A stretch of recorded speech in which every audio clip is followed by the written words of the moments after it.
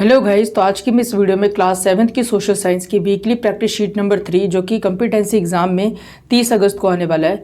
तो इस शीट को हम पूरी तरीके से जितने भी इसमें क्वेश्चन है सबको कवर करेंगे। तो चलिए इस वीडियो को हम स्टार्ट करते हैं।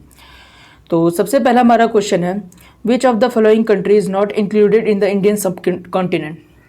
भारतीय जो उपमहाद्वीप है इनमें से कौन सी कंट्री भारतीय उपमहाद्वीप का हिस्सा नहीं है, ये पूछ रहा क्वेश्चन में। तो देखिए इसका राइट आंसर है मालदीव्स। ठीक है, मालदीव जो है वो भारतीय उपमहाद्वीप का हिस्सा नहीं है। भूटान जो हो गया, नेपाल हो गया, बांग्लादेश, ये सभी भारतीय उपमहाद्वीप का हिस्सा है, भारत के पड़ोसी देश हैं। मगर जो मालदीव है ये भारतीय उपमहाद्वीप का हिस्सा नहीं माना जाता है। तो राइट आंसर हो गया option number C, Maldives. Next question है हमारे पास, one day a teacher brought he students to a museum. एक दिन क्या हुआ, जो टीचर है वो अपने स्टूडेंट्स को एक म्यूजियम में लेके जाते हैं। Suddenly they see some coins placed in a glass box. तभी वो वहाँ पे क्या देखते हैं कि ग्लास बॉक्स में कुछ सिक्के रखे हुए हैं। ठीक है, they saw that something was written on them in Persian language. वो उसमें देखते हैं कि पर्शियन यानी कि फारसी भाषा के अंदर उस सिक्के के ऊपर कुछ लिखे हुए हैं। Can you guess to which period of the history are this coins related. तो क्या आप बता सकते हो ये जो सिक्के हैं किस पीरियड, हिस्ट्री के कौन से समय की के से रिलेटेड करते हैं। ठीक है, तो इसका राइट आंसर है मिडिवल पीरियड। ये सिक्के जो है मिडिवल पीरियड से संबंधित है, क्योंकि मिडिवल पीरियड में ही फारसी जो लैंग्वेज थी इंडिया के अंदर काफ़ी प्रोमिनेंट थी। तो क्वेश्चन नंबर 2 का राइट आंसर है मिडिवल पीरियड। बढ़ते हैं क्वेश्चन नंबर 3 की तरफ। क्वेश्चन नंबर 3 है हमारे पास, the following picture is a monument to which king made his capital after his victory over Gujarat. तो ये जो पिक्चर आपके दिखाई जा रही है, ये पिक्चर जो है एक राजा के द्वारा बनाई गई थी जब उसने गुजरात पर विजय प्राप्त की थी। Identify this picture and guess which period of history does it belong. तो आपको बताना है ये जो पिक्चर है किस पीरियड से बिलोंग करती है। ठीक है, तो ये पिक्चर मिडिवल पीरियड से बिलोंग करती है। तो इस क्वेश्चन का राइट आंसर हो गया ऑप्शन नंबर बी। तो चलिए बढ़ते हैं नेक्स्ट क्वेश्चन की तरफ। नेक्स्ट क्वेश्चन है, one day Mohan Singh sent his son Ravinder to buy some groundnut from the market. एक दिन क्या हुआ कि मोहन सिंह जो है वो अपने बेटे को मार्केट में भेजते हैं कुछ ग्राउंड नट्स लेने के लिए, यानी कि मूंगफली लेने के लिए। When Ravinder asked the shopkeeper to give him groundnuts he packed the groundnuts in a envelope made up of a very old paper which something was written in a language. तो क्या हुआ, जब वो रविंदर दुकान पर जाता है, दुकान पर मूंगफली पैक करवाता है, तो मूंगफली पैक करने वाला जो दुकानदार रहता है वो मोहन को जिस पेपर में मूंगफली पैक करके देता है, वो जो पेपर रहता है, तो वो जो पेपर रहता है वो काफ़ी ज़्यादा पुराना रहता है। ठीक है, बहुत पुराने टाइम का लग रहा होता है। ठीक है, उसके बाद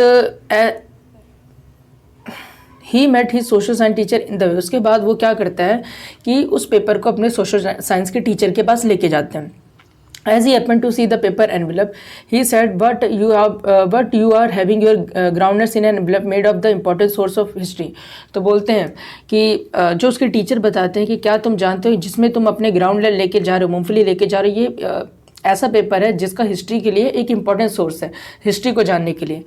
तो which source was the teacher asked talking about. तो बताइए टीचर यहाँ पे कौन से सोर्स की बात कर रहे हैं।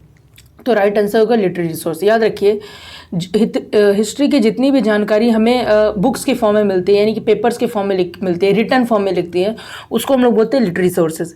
यहाँ रविंदर के केस में भी रविंदर के पास जो एनवेलप था वो उसमें क्या चीज़ था, रिटर्न फॉर्म में कुछ लिखा हुआ था। तो कुछ भी रिटर्न फॉर्म में अगर हमें मिलता है तो वो लिटरेरी सोर्स कहलाता है। तो क्वेश्चन नंबर 4 का राइट आंसर हो गया लिटरेरी सोर्स। नेक्स्ट क्वेश्चन की तरफ बढ़ते हैं। He was a foreign traveler who visited India during the reign of Muhammad bin Tughlaq। ये एक फॉरेन ट्रैवलर है, मतलब कि विदेशी यात्री है जो मोहम्मद बिन तुगलक के समय में आया था। He has written an account of his period, do you know the name of this account. तो उन्होंने क्या लिखा था, एक अकाउंट लिखा था, एक जानकारी लिखी थी भारत के बारे में। तो क्या आप उस अकाउंट का नाम जानते हैं। जी हाँ, तो इसका राइट आंसर है किताबुल रहला। ठीक है, किताबुल रहला, जो कि लिखा था किसने, इब्न बतूता ने। इब्न बतूता एक यात्री थे, विदेशी यात्री थे जो मोहम्मद बिन तुगलक के समय में उनके साम्राज्य में आए थे।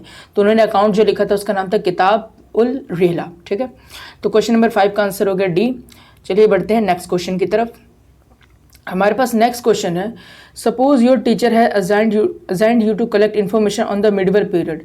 मान लीजिए कि आपके टीचर ने आपको मिडिवल पीरियड के बारे में जानकारी कलेक्ट करने के लिए भेजा है। ठीक है, and write an essay on it, और उस पर ऐसे लिखने के लिए भेजा है। From where will you get the information about. तो बताइए आप मिडिवल पीरियड की जितनी भी जानकारी वो कहाँ से प्राप्त करेंगे। ऑप्शन नंबर 1 है travelling buildings of the period, जो बिल्डिंग्स वगैरह बनाई गई थी उस समय के, वहाँ की बिल्डिंग्स पे ट्रैवल करके पता करेंगे। After seeing coins of that period museum, museum में जाएंगे और उस समय के जो सिक्के होंगे उसके बारे में स्टडी करेंगे। तीसरा, after reading books related to that period, उस समय से संबंधित जितनी भी किताबें उन सब की बारे में पढ़ेंगे, या ऑल ऑफ द अबव। देखिए इसका राइट आंसर है ऑल ऑफ द अबव, क्योंकि उसकी बिल्डिंग से भी जानकारी मिलती है, सिक्कों से भी जानकारी मिलती है, और किताबें पढ़ के भी हमें इन्फॉर्मेशन मिल जाती है उस पीरियड की। तो क्वेश्चन नंबर 6 का राइट आंसर है all of the above. Question number 7 है हमारे पास, he was Chinese traveller who came to India to attend the knowledge of Buddhism. ये एक चाइनीज यात्री था जो भारत आया था बुद्ध धर्म के बारे में जानकारी प्राप्त करने के लिए। द चाइनीज यूज टर्म तिनचु, जो चाइनीज़ में इसका जो नाम यूज़ किया जाता है तिनचुक से यूज़ किया जाता है भारत में। But he visited India was known as Indu, मगर वो भारत में जो आया था तो वो इंतु के नाम से जाना जाता है। Do you know the name of this traveller, तो इस ट्रेवलर का नाम आप क्या बता सकते हैं? तो हाँ, इस ट्रेवलर का नाम था ह्यून सांग। ठीक है, ह्यून सांग राइट आंसर है, option number A. 8th question की तरफ बढ़ते हैं। This is a big geographical unit which seem to be different from the other continent but is called, तो एक बहुत ही बड़ा भौगोलिक यूनिट है जो कि दूसरे कॉन्टिनेंट से, महाद्वीपों से अलग दिखता है, इसको क्या बोलते हैं? तो इसको सब कॉन्टिनेंट बोलते हैं। देखिए सब कॉन्टिनेंट का मतलब उप महाद्वीप। जो देखो जो महाद्वीप होता है, हमारे पूरी दुनिया में 7 महाद्वीप हैं, तो देखिए महाद्वीप बहुत बड़ा विशाल क्षेत्र होता है जो चारों तरफ से पानी से घिरा होता है।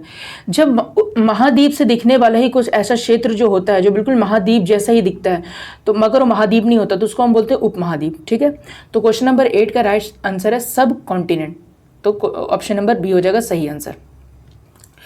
क्वेश्चन नंबर 9 है हमारे पास, many changes came to India in this century. इस शताब्दी में भारत में बहुत सारे बदलाव आए थे। Foreign travellers had a great impact on the Indian culture, जो बाहरी यात्री थे उनका भारतीय संस्कृति पर बहुत गहरा प्रभाव पड़ा था। Many new languages develop during this period, इस पीरियड में बहुत सारी भाषाओं का भी डेवलप हुआ था। That is why this century is called the century of transition, जिस वजह से इस सेंचुरी को ट्रांजिशन की सेंचुरी कहा जाता है। इस वो सेंचुरी कौन सी है ये बताइए?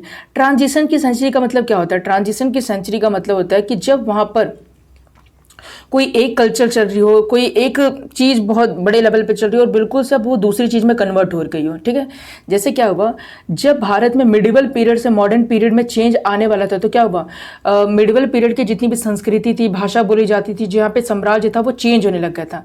पहले मुगल साम्राज्य था, मुगल साम्राज्य से ब्रिटिशर्स का साम्राज्य चेंज होने लग गया था, रहन सहन खाना पीना सब कुछ चेंज होने वाला था।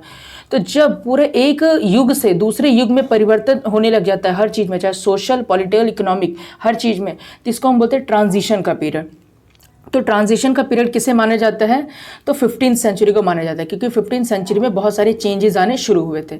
तो क्वेश्चन नंबर 9 का राइट आंसर है 15th सेंचुरी। क्वेश्चन नंबर 10 है हमारे पास, a play was enacted in your school, आपके स्कूल में एक प्ले करवाया गया। In this a student perform the role of musician in a very good way, तो इस प्ले में क्या हुआ, स्टूडेंट्स ने म्यूजिशियन का प्ले किया और बहुत ही अच्छे तरीके से। The musician was also one of the Navratna of Akbar's court, जो वो म्यूजिशियन था, संगीतज्ञ था, वो अकबर के कोर्ट के महारत्नों में से, नवरत्नों में से एक थे।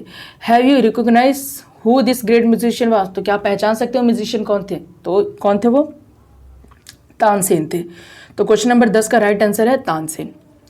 क्वेश्चन नंबर 11 है हमारे पास, what was India name in Vedic period, वैदिक युग में भारत को किस नाम से जाना जाता था? तो भारतवर्ष, ऑप्शन नंबर ए राइट आंसर।